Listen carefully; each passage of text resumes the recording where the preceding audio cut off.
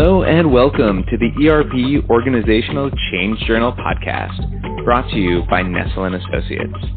Nestell & Associates is an ERP organizational change management firm serving the private equity industry. I'm your co-host, Jonathan Donald, the founder of Invert Ventures, a change strategy firm, and I'm here with my friend and colleague, Dr. Jack Nestell, the founder of Nestell & Associates, and the host of the ERP Organizational Change Journal podcast. The ERP Organizational Change Journal seeks to share expertise, insight, and create effective conversation to help guide ERP organizational change to real, measurable, and verified success, expanding what we can see so we can act in a more effective way. We seek to promote, connect, and foster relationships in the ERP organizational change community. The primary purpose of this podcast is to discuss, share, and reflect upon effective and efficient ways in which to realize ERP organizational change success. We will discuss the people, process, and technological components of ERP organizational change. This podcast is intended as a forum to study, share, and discuss ERP organizational change. It's our intention for this to be a collaboration tool and resource. We hope that you find this podcast useful as we share lessons learned, discover best practices, and explore the human elements and components of ERP organizational change. Our podcast draws on knowledge from extensive research, collaborative learning, practitioner experience of both project successes and project failures. A general review of the themes of ERP and organizational change practice, literature, and research suggests that understanding and critically having an awareness of tactics founded in principle is fundamental to ERP organizational change success. Our podcast will discuss these tactics, explore these approaches, and discover the principles that they are founded upon so that they may prove to be useful in addressing ERP organizational change challenges and risks. Thank you, Jonathan. I'm always so excited and looking forward to fun conversations with you and our guest. We seek to promote, connect, and foster relationships in the ERP organizational change community, as we are a podcast that desires to engage in valuable insight into the world of ERP organizational change success with interviews and roundtable talk.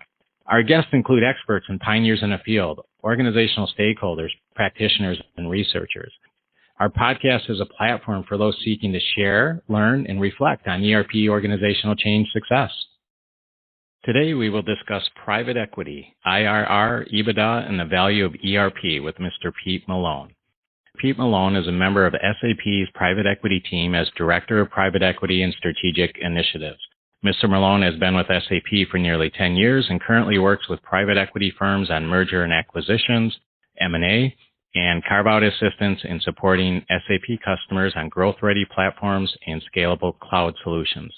In this episode, we will discuss ERP vendors, i.e. SAP, perspective of private equity ERP organizational change. What value can ERP solutions, processes, and people contribute to PE success?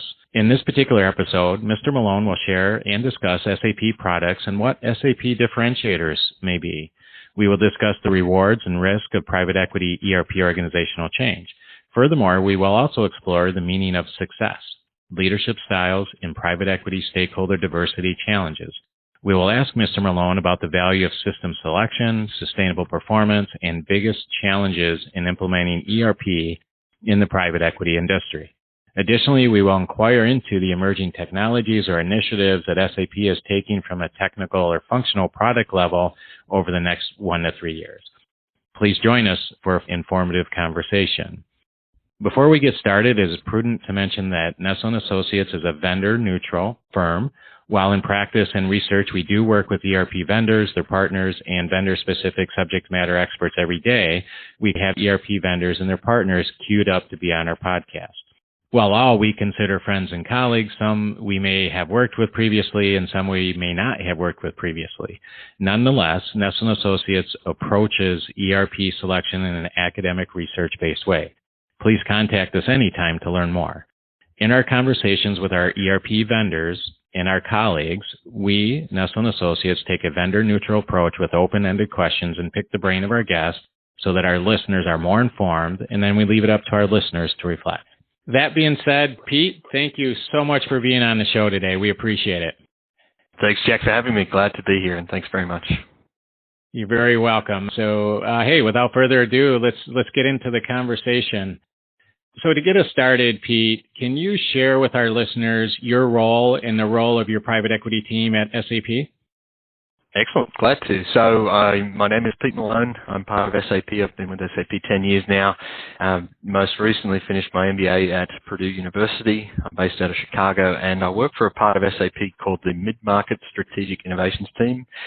I work with private equity firms on mergers and acquisitions and provide carve-out assistance and support SAP customers on growth-ready platforms and scalable cloud solutions. So my team and I, the Mid-Market Strategic Innovations Team, MSI team, we work with partners on our M&A Ambassador program, and that's about value creation for private equity firms. My team is focused on developing new routes to market with and through private equity and advisory firms. We force multiply our go-to-market and collaborate, co-innovate with our partners to effectively provide SAP solutions to mid-market customers we serve. And for reference, about 80% of SAP customers in North America fall into that mid-market. And just as a caveat here, my role is not sales related. I have been in a sales role in the past during my 10 years at SAP. And so I understand the nature of customer engagements. I was an account executive and carried a bag there. My role is an ambassador-based role. So when we work with private equity firms, we're really about value creation and not a direct sales approach that you'd be familiar with perhaps from other vendors.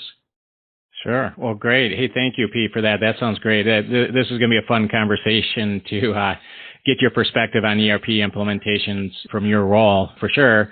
And, you know, part of the purpose of this podcast is to invite different ERP vendors, such as yourself, onto the show to talk about your differentiators, right? So don't be afraid to put on your sales hat to a certain degree as well. And that's what we invite our listeners to tune in so that we can help share and differentiate and make sense of the differences, you know, whether it's people, processes, and or technology in the different ERP platforms. So thanks, Pete. Appreciate that. So I'm just curious, how would you define ERP for our listeners? We like to ask many of our guests that question because sometimes the answer can vary. How would you define ERP? Excellent. And Jack, how long is this podcast for again? Right. In all seriousness. So you would know the dictionary definition of an ERP. How I would define it is really about a modern ERP being a technology backbone for an organization. So that includes the normal elements of an ERP system, finance, HR, CRM, manufacturing, and so forth. But it needs to be flexible enough to meet the unique needs of a business it serves. It needs to automate processes and automate what needs automated and identifies exceptions and trends that require intervention for quick action or reaction in many cases. So again, it's a flexible system. It's going to support growth, and hopefully it'll allow a business to scale and thrive. Sure. So can you share with our listeners then some of the SAP specific products that are available on the market and maybe how they differ? So obviously SAP has some different product lines. Can you maybe just elaborate on those just a little bit? Yeah, absolutely. So the first thing I'd say is that in the 10 years that I've been with SAP, the company has fundamentally changed. We're 100% committed to the cloud, and we have ERP systems that fit mid-market businesses, and of course the most complex and large businesses on the planet. Your listeners would probably be surprised to hear that we have 100% born in the cloud ERP offerings that's perfect for 50 to 5,000 employee company size. We differentiate ourselves in market by the 70 years of experience we have in the ERP space. We take that 70 years of experience, we bake it into 25 industry flavors and invest billions of dollars annually into innovation. Our annual innovation, just to put it in perspective, is about $4.5 billion, and that's actually more than some of our competitors' annual revenues, which is just enormous. Yeah. Innovation for SAP, it comes in the form of artificial intelligence. We're focused on machine learning and more recently business process intelligence. And so really it's just about being proud of our heritage. I know that's kind of a long-winded answer.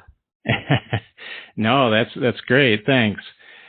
So then, how would you define the value of private equity for our listeners? So just slightly switching gears here.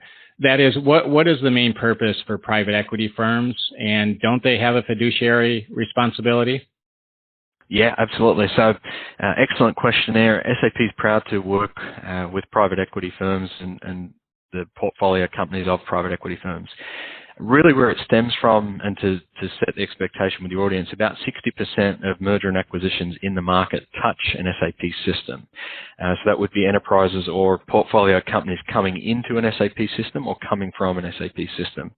Modern private equity is really about creating value based on how competitive M&A markets are in this day and age. And we're seeing firms that are focusing on things like triple bottom line investments, sustainability investments, and true shareholder value creation.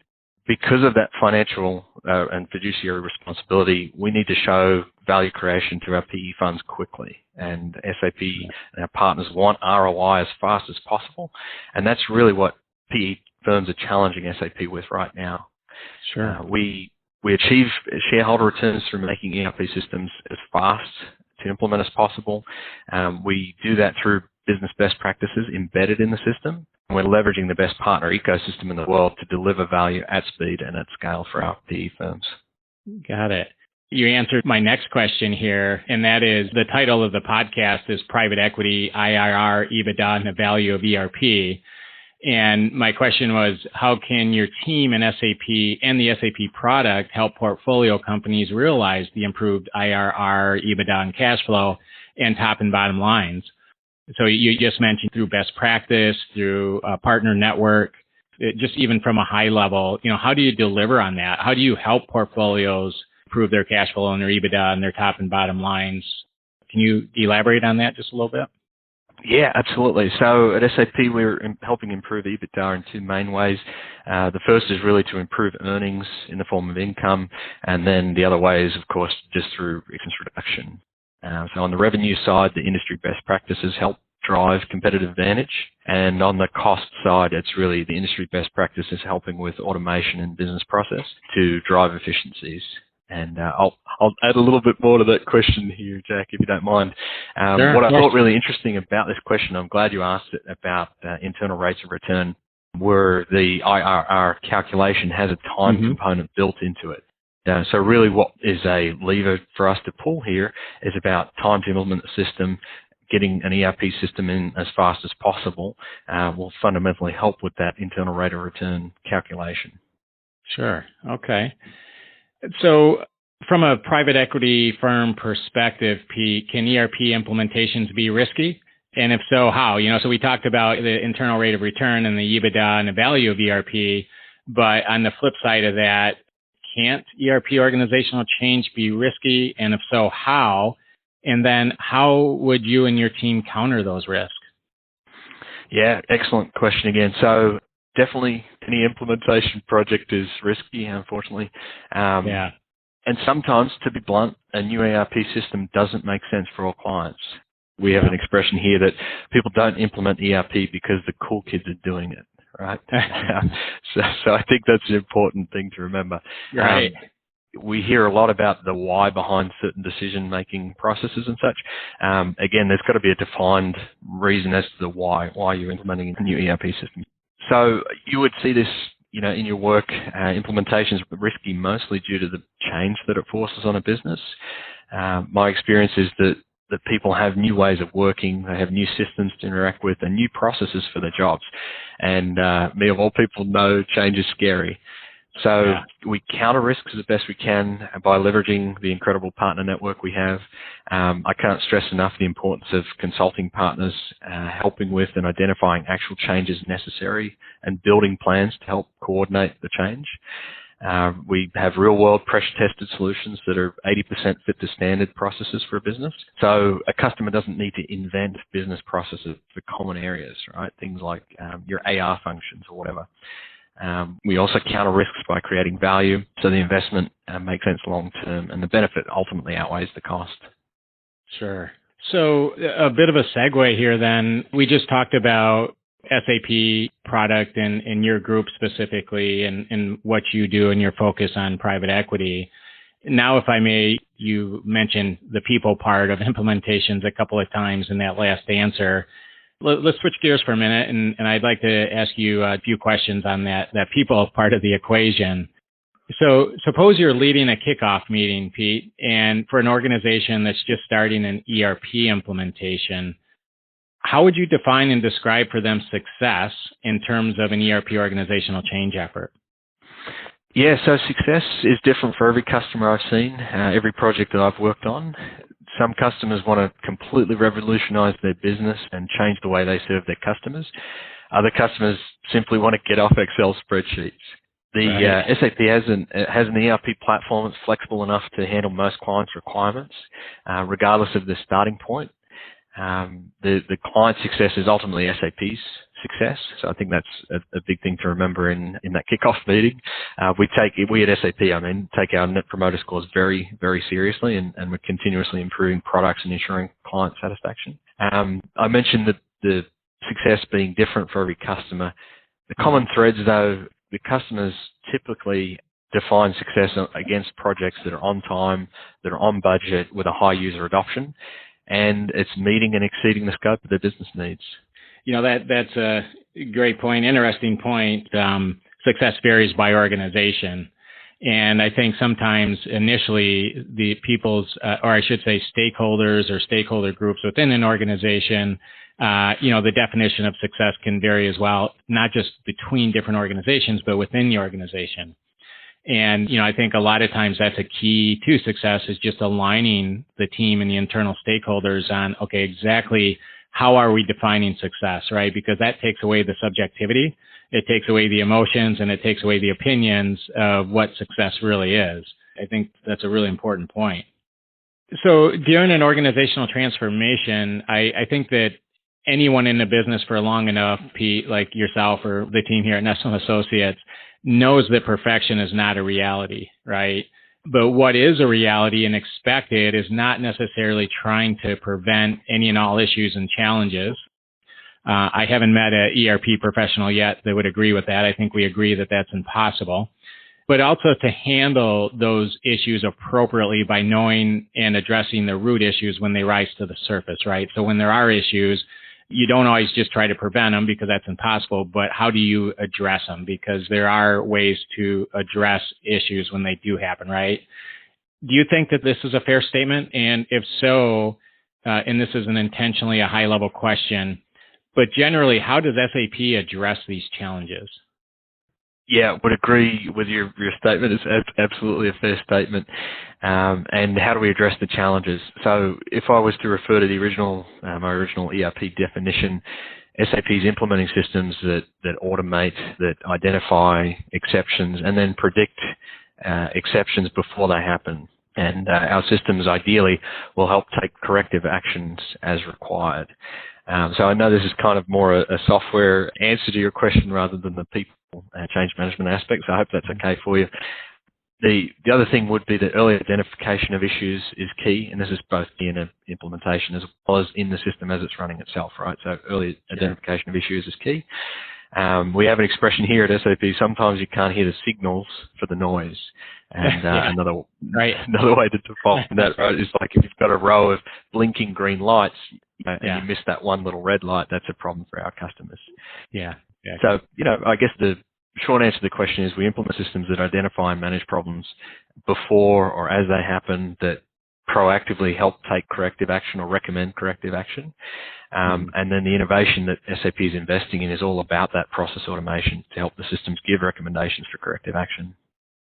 So, Pete, and the next kind of a people-related question, I guess, that I'd like to ask you is, what leadership style would you say is the most prevalent during the ERP implementation? So in other words, if you had to describe the attributes of general, let's say, executive teams holistically, what would you say they are from your experience? And have you, just any observations you can share? What's the main attributes of a successful organizational change leadership team look like? And I know, you have great ERP experience with the SAP product, but any general ideas and thoughts and feedback on how you would define the characteristics of a successful leadership team? Really, in the context of your PE clients and partners, have you noticed any general attributes of what makes some teams and businesses maybe a little more successful than others in terms of ERP organizational change?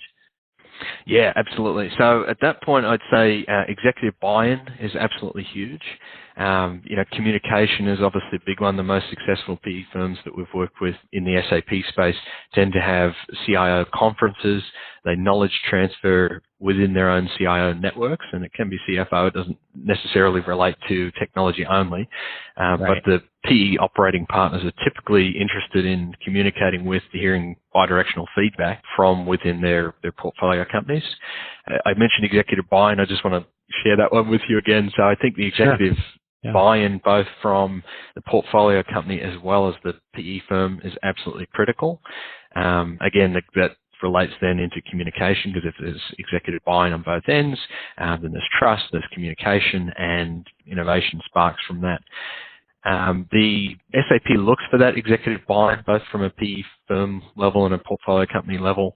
The reason for that as a vendor that it makes sense for us to look for that is that we actually match SAP executives as project sponsors or executive sponsors to help join at a portco level or a PE firm level steering committees, review boards, and it basically ensures that we as an SAP has a vested interest in the customer's project success.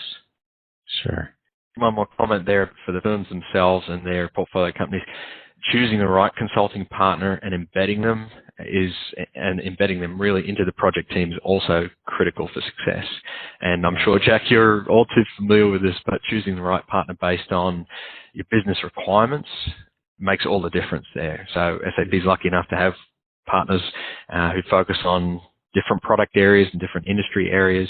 And then having that industry experience helps with that communication, because they often come from industry, so they understand the customer's language, making that communication process absolutely seamless. Yeah, absolutely. Yeah, in what we look for, we do quite a few ERP selection projects.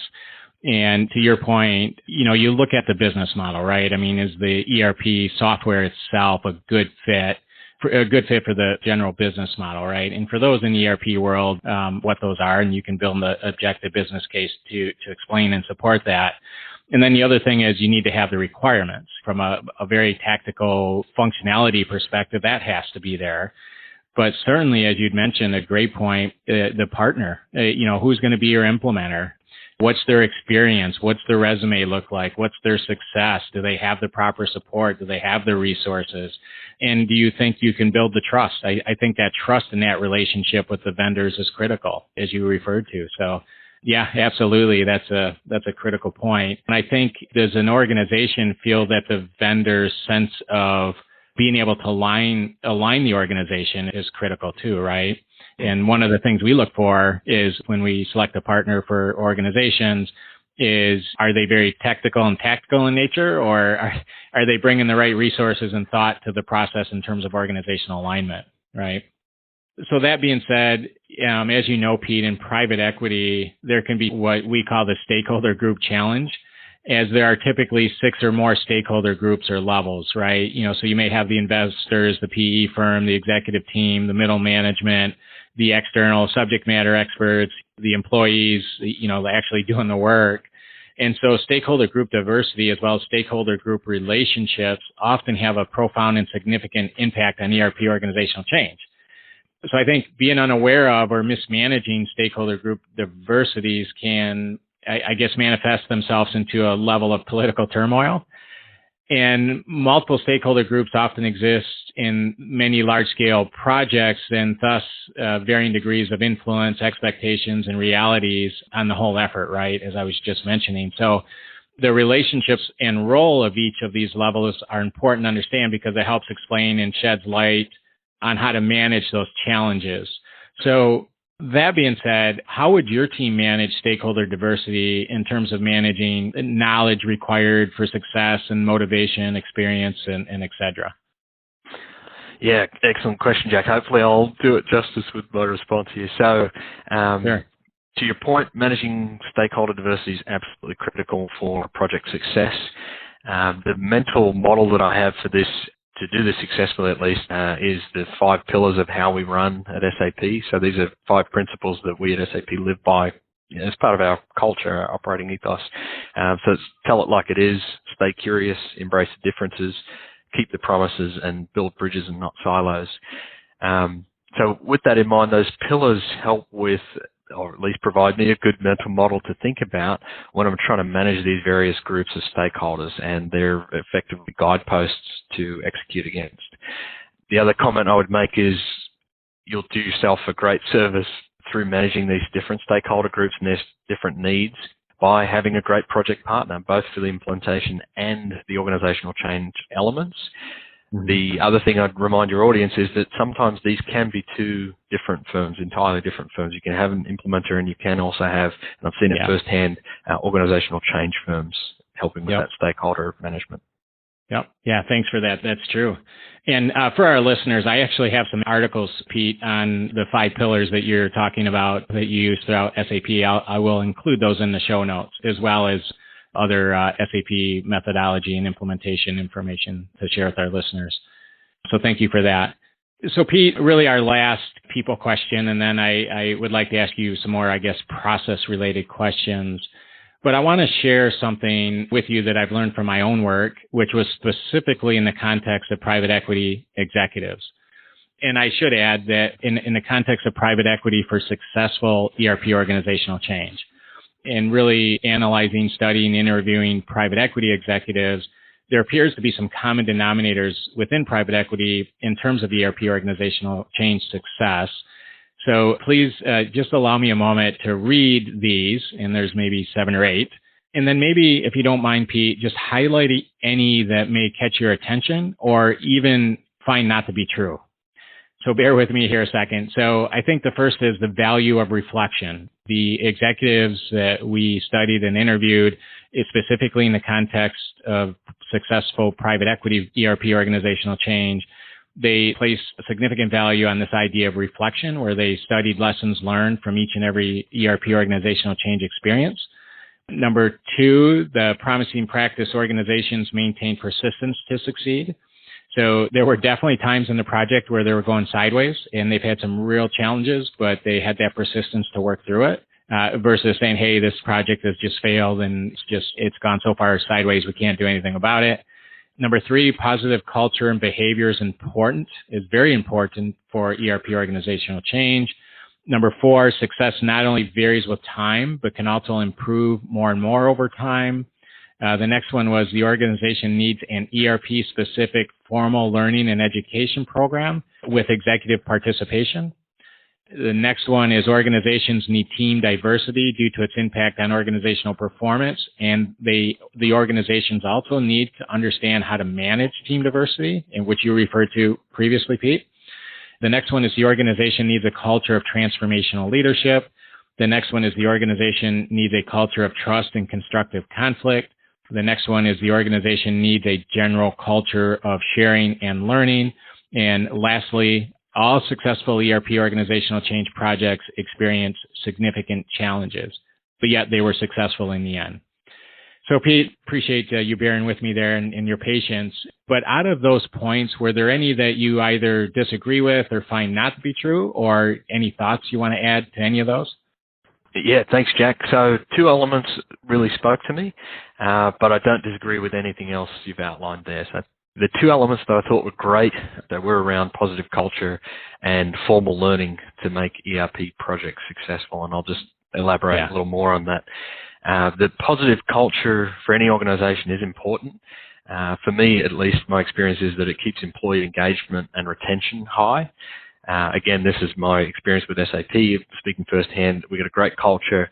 We have excellent internal promoter scores, and SAP takes culture really seriously to improve it over time.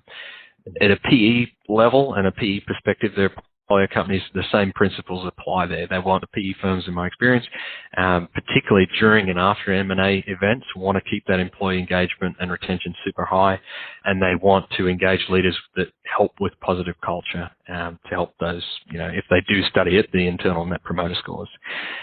Regarding the formal learning elements, again, this one is super important. During my time at SAP, again, I'll give you the SAP definition, then I'll share with you on the PE side as well. Sure. So my time at SAP, we do engage in formal learning sessions for the different roles that I've been on. That includes my recent MBA at Purdue there, and then informal classes to help with professional development. The same principles apply with PE firms as they're working with their portfolio companies. They either use consulting engagements to help with formal or informal learning sessions and training and education, or they use, I'll say, SAP tools, but it can be other vendors' tools as well, to help with organizational learning, development, and ultimately for application consumption within their business. So again, a little plug for SAP here. We do have training tools that allow that, and of course, other ERP vendors will have the same thing. So it's super important for your listeners as they're thinking about an ERP transformation. Definitely have a think about formal learning, and then positive culture for their organizations. Sure. Great insight. Thanks, Pete. I appreciate that. And so now I just want to switch gears to process-related questions. And the first one I have is, would you agree that ERP selection is one of the most crucial decisions to be made during the ERP organizational change endeavor, and why? And I know we kind of briefly touched on that earlier. You'd mentioned how critical the partner is and the trust with the partner. Just how important is the selection of the actual ERP platform itself, and why? For the most part, SAP and Oracle, they got a lot of similar functionality, right? I mean, you take sales orders and you both can take purchase orders, and, one system, it may require 10 keystrokes and the other one maybe 8, or something like that. So a lot of similar functionality. So, I mean, why does that matter? Why does ERP system selection matter? And why should, in our view, Pete, and I think you know Nestell & Associates well enough, we actually have a very objective, vendor-neutral approach to ERP selection. And actually, we tell our clients, because it's true, that we have a very much academic-based approach to selection. But do you agree that matters, and why is it important? 100% agree, and most definitely a system selection is a critical decision. And, for your listeners out there that are thinking about it, you need help. Trust me when I say that. I've been on both sides, either system selections or teams that are making their own decisions. And, to each their own. Every firm is different. Every decision-making process is different. But I would agree with your statement there that the system selection is one of the most crucial decisions a business will make. I'll elaborate on that a little more here. So the ERP system selection is at least a 5-year investment, and that's just from a PE perspective. Realistically, though, it's often much longer than that. I've had customers that have been running SAP for 20+ years. So making that decision is a long-term investment. When your listeners and your customers are assessing ERP system capability, I would mention that you're not only looking at just a vendor themselves, but you're looking at the staff, you're looking at the partners, and you're looking at all these other intangibles to help make your project successful. It's important when you're engaging a selection firm that you're finding a firm that's agnostic. That's my first point I would make. That number 2 is that they understand your requirements, and then number 3, they understand your underlying drivers for that ERP selection. I'll give you a private equity flavor on this as well, because that's kind of more from a generic perspective. In working with PE firms, and particularly with M&A work, often my team and I don't really have the luxury of a full-blown assessment cycle. So we're trying to, condense an assessment cycle as best we can. The reason for that is that there's often transfer agreements between firms during the buy or the sell cycle, which cost the new owners considerable amounts of money. And in order to help accelerate these system selections, SAP will work with our partners that have industry experience. They've got these pre-configured deployment plans based on the industry that the private equity firm is working in, and that ultimately helps with the acceleration of a deployment there. Good point.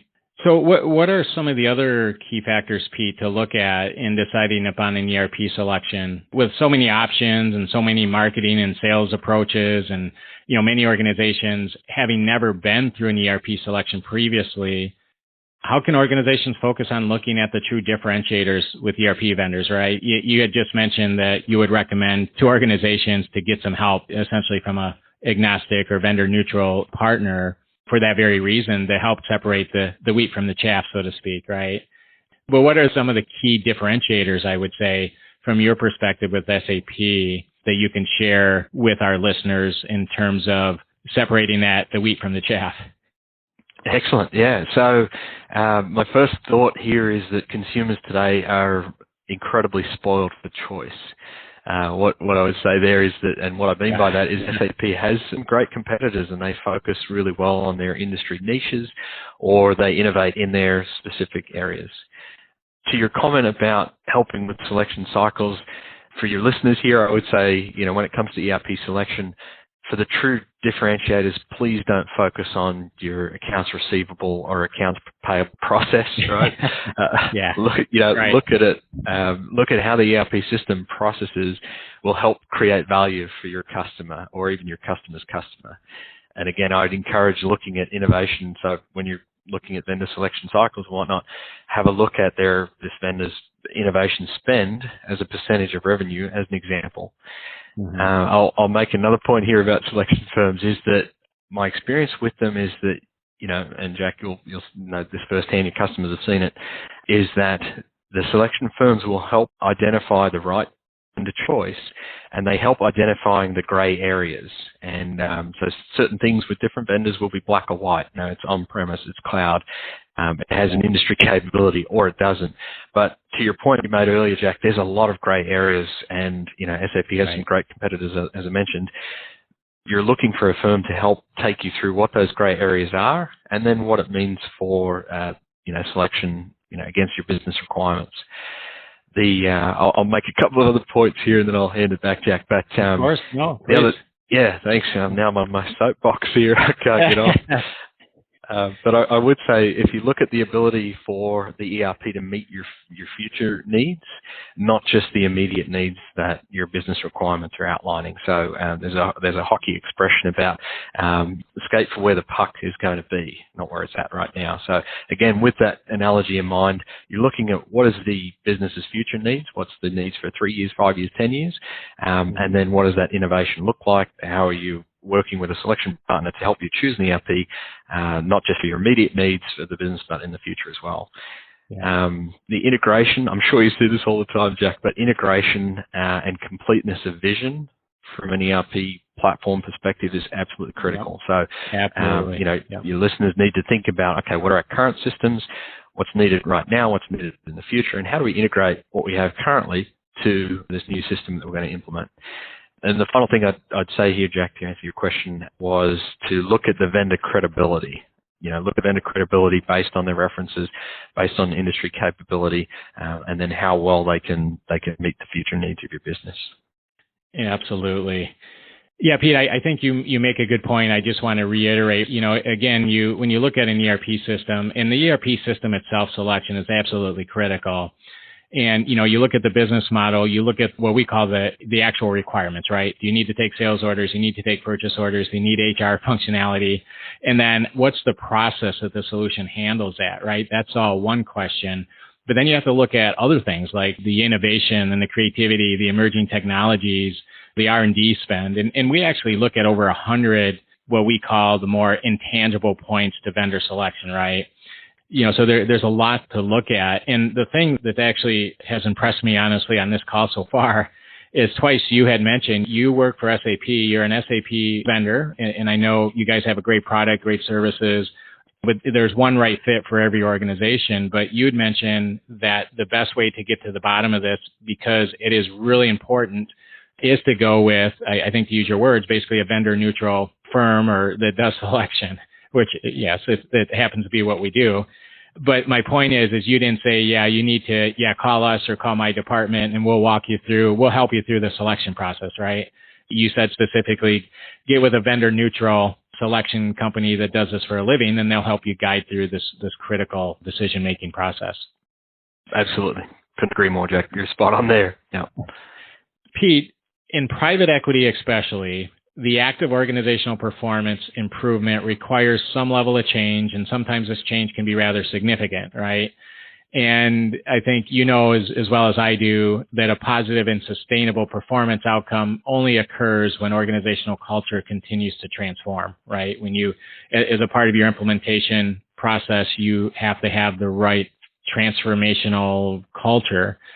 But that goal is often easier said than done.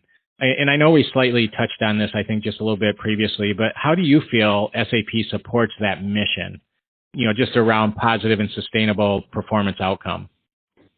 Yeah, excellent. I'll try and answer this question again in two ways, one on the private equity side and the other way related more to our products. So bear with me here, Jack.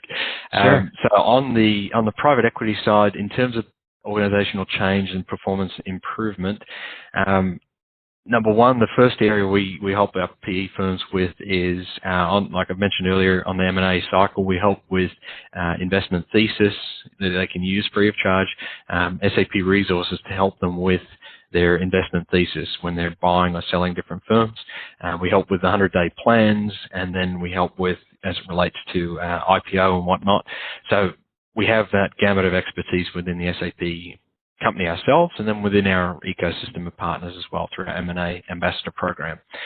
So that's half the answer for you. In terms of change as it relates in a broader sense, related more to our products, I should say, in the cloud world, I see this through continued innovation, and that's delivered through our cloud products. We do quarterly updates to our ERP systems that help our clients change, right?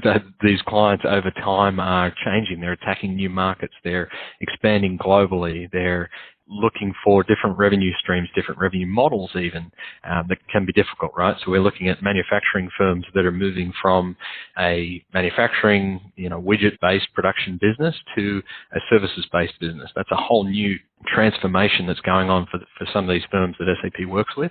So again, the cloud world that SAP is now in, quarterly updates and quarterly driven innovation helps those clients meet their changing needs, their business requirements. I'll finish this comment here about that your listeners here, when they're thinking about an ERP system, they need to think about, is it flexible enough and can it morph into your business of the future? Absolutely. Great.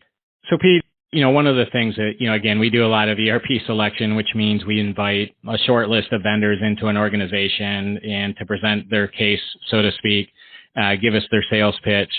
And I've said before, tongue-in-cheek, just joking, that you could bring in many different vendors and just change the logos on their deck presentations, and a lot of times it's the same.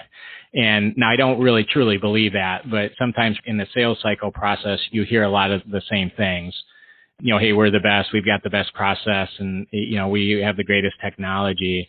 If you could just give me even, 3 or 4, what's SAP's true differentiators in the market?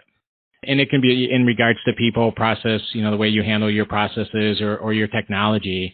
And I don't want to cut you short on that answer. I think it's important. But if you could just give me 3 or 4, what are the true differentiators between you and your competitors? Yeah, excellent question, Jack. So the first thing I would say, and what's been relevant for my customers, at least in my experience, was the ability to deploy an on-premise system or a fully hosted cloud system. You'd be surprised what a huge differentiator that makes in the market. Some of our competitors, maybe let me start with the customer requirements there, because you might be thinking like, why would anyone in this day and age want an on-prem system? Sometimes it can be, certain industries, I'm sure you've seen it, certain industries require that records and IT staff and servers and so forth, infrastructure generally, needs to be housed on that site, on that particular site. So very heavily regulated industries tend to want records on site. I'll say other customer requirements are that data is housed within the, I'll say, contiguous US, for instance. I had customers in Australia that wanted data centers housed, with SAP in Australia, for instance. So again, just to reiterate, the ability for us to help a customer with an on-prem requirement or a cloud requirement is a huge differentiator in the market. The ability to meet every size of client within the market, again, that's a huge differentiator for SAP. So I've worked with clients, and this is me personally, I've seen, the whole gamut here, but right through from 5 employees up to 10,000 was one of the largest customers I had. So again, having an ERP system that will fit across 25 different industries, across all sizes of different companies as well, that's a huge differentiator for us. And of course, that's not the same ERP platform. We have different ERP systems that will meet different client requirements, from the SMB market to the middle market, right through to large enterprise global customers as well, right? And then the last thing, I don't want to get too long-winded here again. I don't want to dominate your podcast about why SAP is the greatest. But I would say the innovation for us is absolutely critical. I mean, in the 10 years that I've been with SAP, I've just seen leaps and bounds, just the most incredible innovation. I mentioned earlier about machine learning, embedding process automation, and embedding artificial intelligence into our systems has been a game changer for SAP and for our customers ultimately. Well, great. Thanks, Pete. So one more, I guess, process-related question, and then I have a technology question for you. But what would you say are some of the biggest challenges in implementing ERP in general? So if you kind of took a step back and looked at all the projects from your perspective, or maybe a shared perspective within SAP in general, what would you say are the biggest 2 or 3 largest challenges, just generally speaking? Yeah. So actually, I've never heard this, Jack, and maybe you had before, but I was working with a customer, this is only a few years ago, and it was the CFO of a mid-sized organization, and he said to me that what was delaying his modernization journey at the time, he called it project fatigue, was delaying their innovation. And what he meant by that was that they had loads and loads of projects. He was concerned that his team was being project fatigued, right? So many projects lined up that just come through other transformations that supported the business within their functional areas. And he was concerned that, that was delaying their pace of innovation. I'll earmark that comment and say, subsequent to that conversation, they've since implemented SAP. That was, 6 months before they started their SAP journey. It's important to note that they worked with a partner to help them through that project fatigue that they were experiencing. They subsequently implemented SAP. They saved literally millions of dollars in inventory costs, and then reinvested those savings into their production and then customer projects outside of IT, which was just an incredible story. To kind of answer the underlying question there is like, how do you get over project fatigue? And to your point about the biggest challenges in implementing SAP, how to overcome them. My experience, again, is always great leadership on the SAP project, and then having partners, and I'll say it's partners, that's plural, right? Partners if it's implementation, if it's change management, but partners that are tied to the success of that particular project. Yeah. That's a great answer. And I mean, that's so true, Pete. I mean, project fatigue is a very real thing. And I think a lot of times, that's great insight, because a lot of times organizations don't realize that until it's too late, right?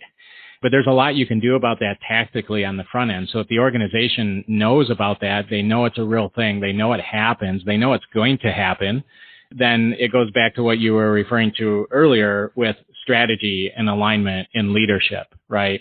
And communicating that at the onset and being honest about and realistic about the expectations. When people go through ERP organizational change, they don't just stop the rest of the business, right? I mean, you got to make widgets, you got to ship them, you got to buy raw materials, you got to invoice your customers and everything in between.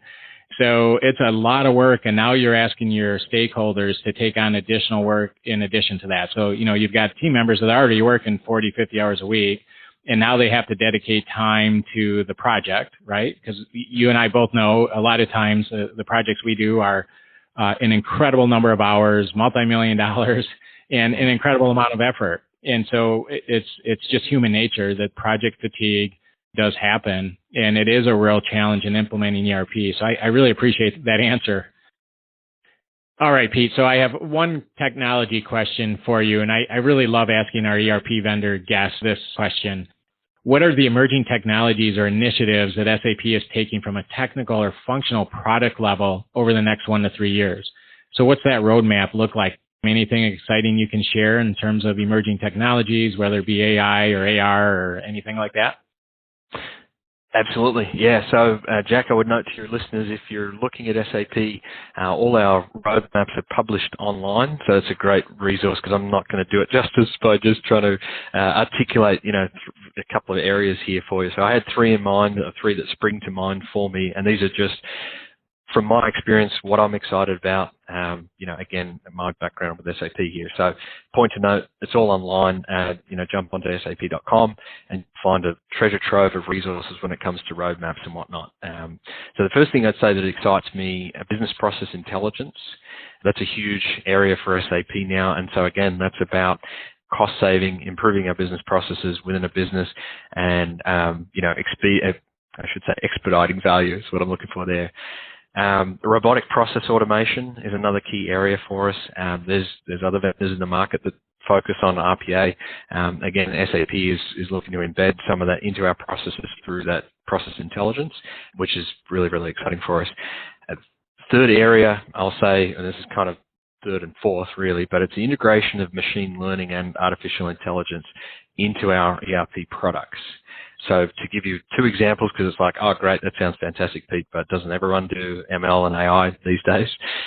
So to give you two relevant examples, if I can, embedding machine learning and AI into a finance function, for instance, has helped with finance professionals to match invoices and eliminate errors and ultimately just reduce the time that a finance professional spends on, I'll call it non-value add tasks, right? So just increasing the efficiency of AP and AR functions. Perhaps another more relevant example, this is in our HR line of business around machine learning and artificial intelligence.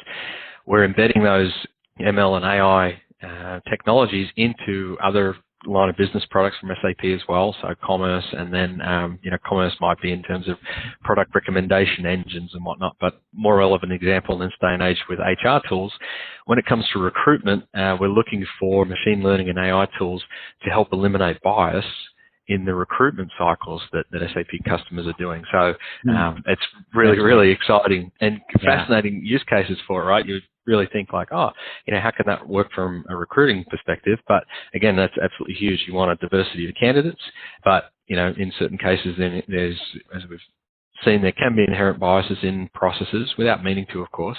But machine learning and AI has actually helped with recruiting efforts that SAP customers are using there. Fascinating. Really interesting stuff, for sure. And for our listeners too, I'll be sure to include the show notes that Pete was referring to, or the information in our show notes as well. So you can find some additional references here as far as SAP's roadmap when it comes to emerging technologies and initiatives. All right, Pete. Lastly, hey, thank you so much. This was really fun. I can't believe it's been almost an hour, but it's just been a fun conversation. And I'm going to ask you one more question, and I think this is probably both for Jonathan and myself one of our favorite questions, because we love to learn from people, and we love to learn from people's experience and insight. So lastly, Pete, if you had to distill down your experience, expertise, success, and challenges into 4 or 5 sentences, so what advice would you offer up to our listeners in terms of ERP organizational change? Yeah, awesome. So I guess the first thing I'd say is that if you're looking at an ERP system selection, please look at SAP. We come to market with 100,000 of the brightest women and men globally to support your business needs. We've got ERP systems that are a fit for any size of business across the 25 different industry verticals. We deploy those ERP systems in the cloud or on-premise, depending on your client preferences. And we're a great team to work with. We have fun doing what we're doing. We're passionate about ERP, and we love our customers. Our customers love us. So your advice to our listeners would be buy SAP. All day, every day. That's great. All right. Hey, Pete, thank you so much for your time today. This was a fun conversation, I think insightful. So thanks again. Be well, and we'll talk soon. Excellent. Thanks so much, Jack, for hosting. I appreciate the time here, and look forward to engaging again soon. You bet. Take care. Please join us in our next episode, Niche ERP and Competitive Differentiators, with Mr. Craig Skonechny. Craig is president of Friedman Corporation.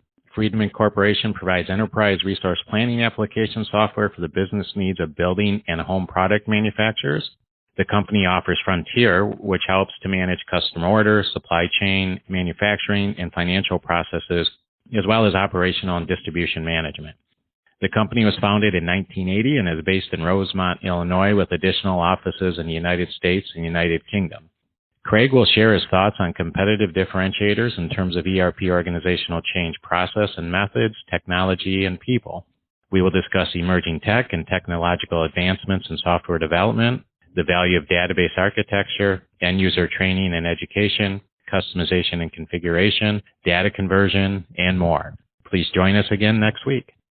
Listeners, thank you for joining us on today's episode. We are incredibly excited and grateful to have friends, colleagues, and mentors join us on our podcast.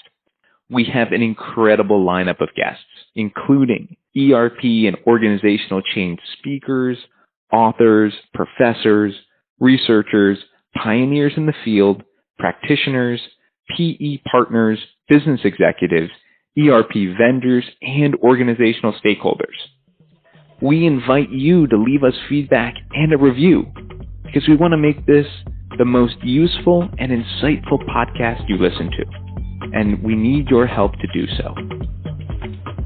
Thank you, listeners, for being with us again this week as we seek to 1, promote, connect, and foster relationships in the ERP organizational change community, 2, contribute to the field of ERP organizational change, and 3, bring research and practice closer together. Please join us again next week as we discuss the latest ERP organizational change research, practice, and stories. Our podcast will draw on knowledge from extensive research, collaborative learning, and practitioner expertise and experience. From everyone here on the team, Jack and myself, we wish you a great week, and we hope to see you again soon on another episode. Hashtag the ERP Organizational Change Journal. Have a fantastic week. Bye for now.